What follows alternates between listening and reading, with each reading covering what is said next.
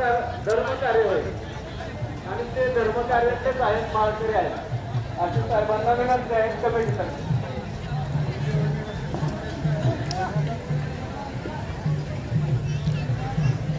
जेवण झाल्यानंतर सर्वांना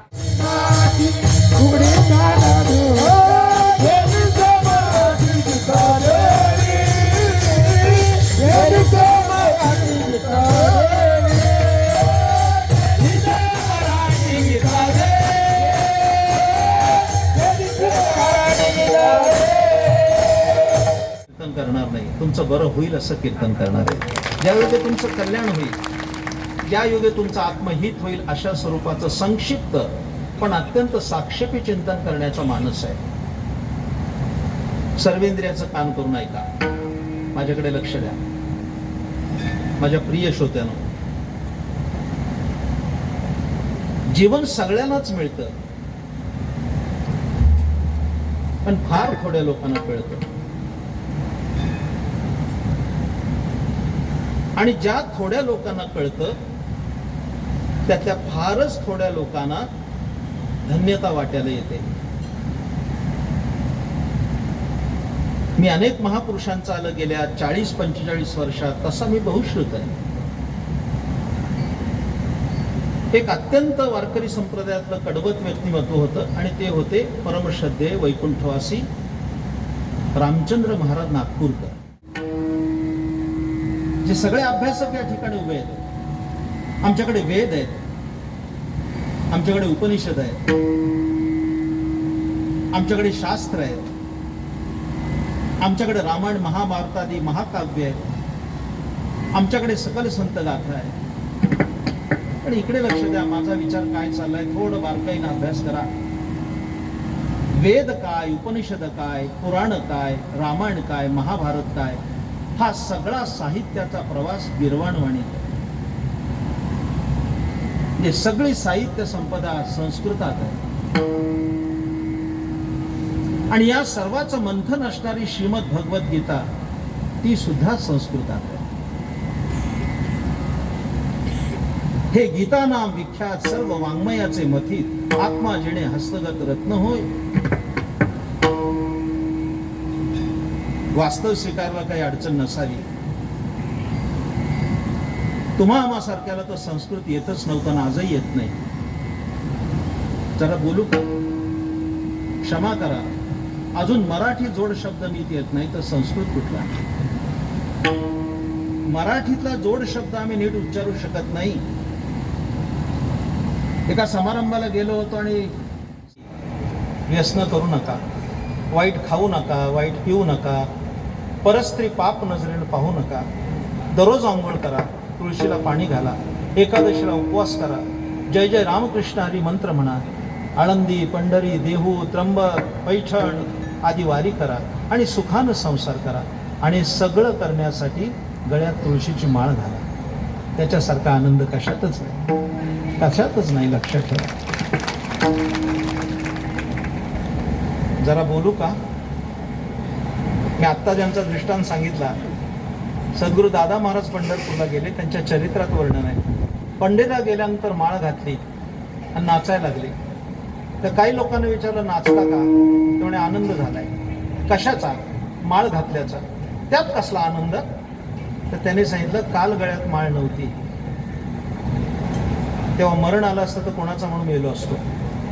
आज गळ्यात माळ पडली, उद्या जरी मरण आलं तर ज्ञानोबा तुकोबाचा म्हणून मरेल. ही केवढी मोठी भूमिका आहे. माळ असेल तर उत्तम आहे, नसेल तर घाला निरीच्या ठिकाणी.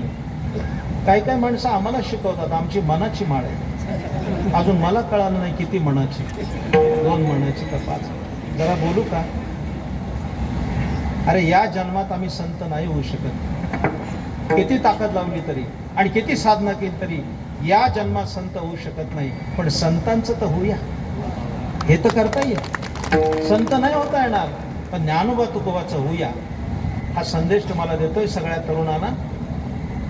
व्यसनात बाहेरचं प्रलोभन खूप मोठं आहे, फार मोठं आहे. काळ बदललाय. व्यसनानं किती माणसं वाया गेली, बर्बादी आयुष्य. आम्हाला त्या द्रवाचा कंटाळा नाही, होणाऱ्या उपद्रवाचा कंटाळा फार आहे. लक्षात ठेवा. फार मोठा उपद्रव आहे.